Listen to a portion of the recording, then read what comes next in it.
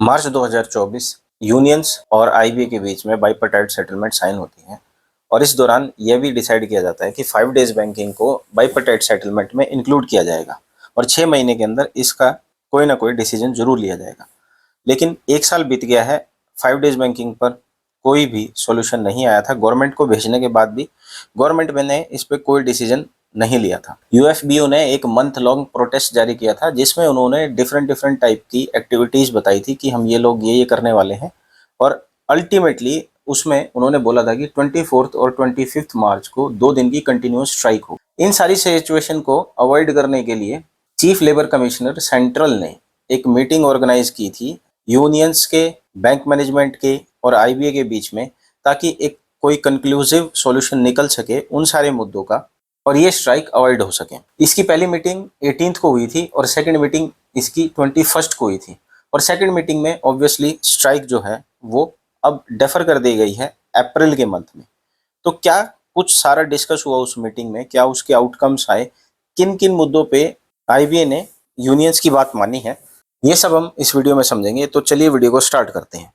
पूरा का पूरा जो मीटिंग का सर्कुलर है हमने डिटेल में डिस्कस करना है, हर एक पॉइंट को हम इसमें टच करेंगे और आप कमेंट्स में सारा का सारा डिस्कशन, खुद का भी अपना पॉइंट ऑफ व्यू और ओपिनियन बता सकते हैं कि क्या ठीक था या क्या गलत था। हम किसी भी चीज़ को सही या गलत नहीं बता रहे हैं यहाँ पर, जस्ट एक सॉर्ट ऑफ डिस्कशन है। ये आपको डिसाइड करना है कि चीज़ें ठीक हुई हैं या गलत हुई हैं। देखिए ये सारा मैं बता चुका हूँ कि 24 और 25 को स्ट्राइक के बारे में बताया गया था और अदर एजुकेशनल प्रोग्राम्स भी यूनियन ने बताए थे कि हम क्या क्या करने वाले हैं। जैसे ही चीफ लेबर कमिश्नर सेंट्रल को ये स्ट्राइक का नोटिस मिला, पब्लिक यूटिलिटी होने के कारण, बैंक्स पब्लिक यूटिलिटीज हैं वो, ये सब होने के कारण उन्होंने कंसिलिएशन मीटिंग ऑर्गेनाइज कराने की कोशिश करी और सभी से ये रिक्वेस्ट किया कि एक मीटिंग ऑर्गेनाइज करी जाए 18 को। अब इस 18 की मीटिंग में क्या होता है कि एलेबोरेट डिस्कशन होता है। सारे जो 13 के 13 पॉइंट थे स्ट्राइक नोटिस में जो दिए गए थे वो सारे के सारे इसमें डिस्कशन करे जाते हैं, जिसमें जो यूनियन है वो सबसे ज्यादा नाराजगी इस बात से जाहिर करती है कि सब कुछ बाइपार्टाइट सेटलमेंट में 5 डेज बैंकिंग के बारे में साइन होने के बाद भी गवर्नमेंट का जो रवैया था इसके प्रति वो कुछ सेंसिटिव नजर नहीं आ रहा था, यानी गवर्नमेंट इनकी बात को सीरियसली नहीं ले रही थी।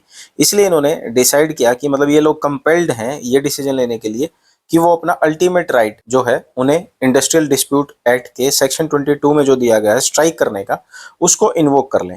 और जैसा कि 18 की मीटिंग में स्टेलमेट रहा, यानी कोई कंक्लूजन नहीं निकल पाया 5 डेज बैंकिंग और पीएलआई को लेकर के। पीएलआई भी एक बड़ा मुद्दा है, इसको भी हम डिस्कस करेंगे कि कैसे एक स्टार्क डिफरेंस है। जो स्केल 1 to 3 है, जो स्केल 1 to 3 है मैक्सिमम वो 52,000 के लगभग पीएलआई अर्न कर सकते हैं अगर उन्हें पूरी पीएलआई भी मिले।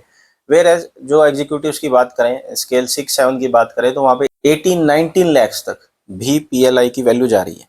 तो ये जो मुद्दे थे इन दोनों पर इन्होंने नाराजगी जाहिर करी और इसकी वजह से जो मीटिंग थी वो 21 को एडजर्न कर दी गई, जो 11:30 बजे हुई है। तो इस मीटिंग में क्या होता है, डीएफएस आता है और डीएफएस आते ही बोलता है कि देखिए इनको इस बारे में कुछ नहीं कहना है, जो इन्होंने पिछली मीटिंग में बोल दिया था उसके अलावा इनके पास कुछ भी नहीं है।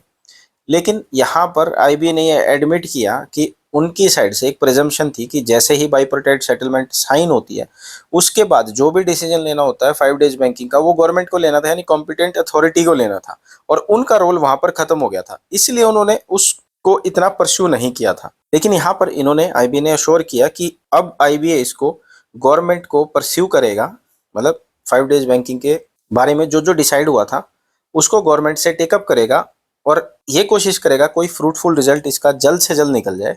और इसके साथ साथ बहुत से पॉइंट्स पे कंसेंसस भी जो है वो अराइव हो गया है, एक्सेप्ट 5 डेज बैंकिंग। यानी 5 डेज बैंकिंग पर अभी भी कोई कंसेंसस जो है, यानी कि कोई सॉल्यूशन या एक तरह से कोई कलेक्टिव डिसीजन जो है नहीं आ पाया है। बाकी सारे मुद्दे जो पॉइंट इसमें भी एनलिस्टेड है और जो हम 1 to 1 अभी डिस्कस करेंगे उनके अलावा उन पर सब पर डिसीजन आ गया है, लेकिन 5 डेज बैंकिंग पर कोई भी जो है एक तरह से कंक्लूजन नहीं आ पाया है। तो पॉइंट वाइज देखते हैं कि किस पॉइंट पे क्या निकल के आता है। सबसे पहले adequate recruitment in all cadres. देखिए इसमें क्या होता है, दो लोगों ने डिसाइड किया, इसमें आईबीए ने और यूनियंस ने बोला कि इसको जो है आईबीए वो टेकअप करेगी मेंबर बैंक से और कोशिश करेगी इसमें कुछ पॉजिटिव डेवलपमेंट आए। जैसा कि आपको पता है बाइपार्टाइट के बाद में क्लैरिकल के कुछ रोल्स चेंज हो गए थे, उन्हें एडिशनल रिस्पॉन्सिबिलिटीज दे दी गई थी। तो इसके लिए जो है आईबीए रेगुलर इंटरवल पे वो यूएफबीयू के साथ डिस्कस करेगी और कोशिश करेगी इस चीज का रेजोल्यूशन हो सके, यानी शॉर्टेज का जो है वो कुछ ना कुछ रेजोल्यूशन टाइमली हो सके। और मैन पावर प्लानिंग के बारे में भी इनसे डिस्कस करेगी कि मैन पावर की जो शॉर्टेज है वो किस तरह से उसको प्लान करना है और उसकी कमी को जो है पूरा करना है।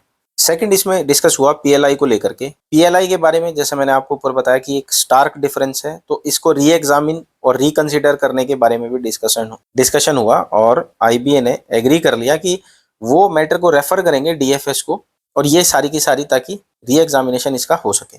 सेफ्टी ऑफ एम्प्लॉयज के बारे में इन्होंने माना कि असॉल्ट जो है बहुत एक प्रॉब्लमेटिक सिचुएशन है और ये जो मैनेजमेंट लेवल की जो कमिटीज हैं उनसे आईबीए डिस्कस कर रही है, तो इस बारे में वो बहुत पॉजिटिव है। Filling of post of workman officer director, इसके बारे में बोला कि 14 जो नाम है वो ऑलरेडी भेजे जा चुके हैं और बाकी नाम भी भेज दिए जाएंगे। रेजिडुअल इशू के लिए इन्होंने बोला कि रेजिडुअल इशू की 2 मीटिंग 26/8/2024 और 13/3/2025 को हो चुकी हैं और जल्द से जल्द इस पर कोई ना कोई सॉल्यूशन निकलेगा। ग्रेचुइटी सीलिंग के बारे में तीनों लोगों ने अपना अपना ओपिनियन दिया। डीएफएस का ये कहना है कि ये जो इशू है ये लीगल फॉर्मेलिटीज इन्वॉल्व करता है जिसमें मिनिस्ट्री ऑफ लेबर को भी इन्वॉल्व करना पड़ेगा। डीएफएस ने मिनिस्ट्री ऑफ लेबर से ऑलरेडी टेकअप कर ली है ये चीज, इसलिए यूएफबीओ ने इनसे रिक्वेस्ट की कि इसको एक्सपेडिशियसली निपटाया जाए, इसको टेकअप किया जाए और इसे जल्द से जल्द इसका कुछ लॉजिकल कंक्लूजन निकाला जाए। नेक्स्ट है परक्यूसाइड टैक्स को लेकर के। परक्यूसाइड टैक्स के बारे में भी हमने वीडियो बना रखी है, आप आई बटन पे क्लिक करके उस वीडियो को देख भी सकते हैं। और परक्यूसाइड टैक्स पर इनका जो ओपिनियन है वो क्या है कि ये जो टैक्स है ये as per income tax act है, इसमें डीएफएस कुछ नहीं कर सकता है।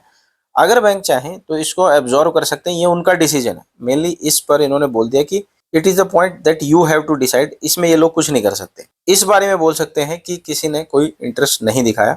सिमिलरली जो सेकंड इशू है इसमें भी डीएफएस ने साफ डिनाई कर दिया कि ये इशू यानी आईडीबीआई में 51% कैपिटल जो है वो गवर्नमेंट के पास रहे, इसके बारे में भी इन्होंने बोल दिया कि ये मैटर जो है ये पॉलिसी मैटर है गवर्नमेंट का, ये लोग इस पे कमेंट नहीं कर सकते। और इस लेटर के हिसाब से यूएफबीओ ने भी इस पर कोई कमेंट आई थिंक नहीं किया है, अगर किया होता तो लिखा होता ऑब्वियसली। नेक्स्ट इसमें आउटसोर्सिंग ऑफ परमानेंट जॉब, तो यहाँ आईबीए ने आरबीआई की गाइडलाइंस और कोर्ट की ऑनरेबल सुप्रीम कोर्ट की जजमेंट का हवाला देते हुए कहा कि इस मैटर को वो डिस्कस करने के लिए रेडी हैं, कोई इशू नहीं है। लास्ट इसमें पॉइंट किया कि unfair labour practices in banking industry. इन्होंने ये बोला कि ट्रेड यूनियन एक्ट को ज्वाइन करने के लिए कुछ स्केल 4 एंड स्केल 5 जो है यानी हायर या जो सीनियर मैनेजमेंट के ऑफिशियल्स हैं उन्हें ज्वाइन करने नहीं दिया जा रहा है। और आर्टिकल 19 ऑफ इंडियन कॉन्स्टिट्यूशन में भी उनको ये राइट मिलता है कि वो इस तरह ट्रेड यूनियन ज्वाइन कर सकें।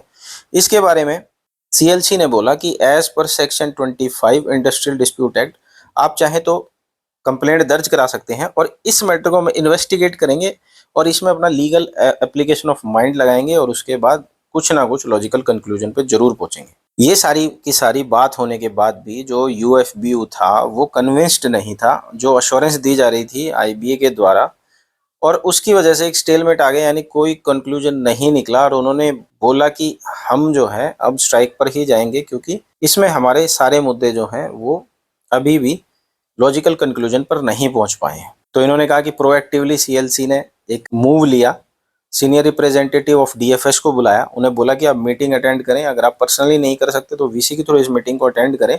और ज्वाइंट सेक्रेटरी लेवल के ऑफिशियल ने इस मीटिंग को अटेंड किया वीडियो कॉन्फ्रेंसिंग के थ्रू। और यहाँ उन्होंने बोला कि गवर्नमेंट जो है वो कंसीडर कर रही है, यानी गवर्नमेंट जो आपका 5 डेज बैंकिंग का इशू है वो सिंसियर एफर्ट से कंसीडर कर रही है और जो ये डिस्कशन है वो गवर्नमेंट लेवल के ऑफिशियल्स के साथ अभी चर्चा में है। ये सारी की सारी बात सुनने के बाद जो चीफ लेबर कमिश्नर थे उन्होंने रिक्वेस्ट किया यूनियंस से कि वो स्ट्राइक का जो उनका नोटिस है उसको विड्रॉ कर लें, क्योंकि ना तो ये एम्प्लॉयज के इंटरेस्ट में है और ना ही ऑर्गेनाइजेशन के इंटरेस्ट में है एक नेशन वाइड हड़ताल करना, यानी एक नेशन वाइड स्ट्राइक करना।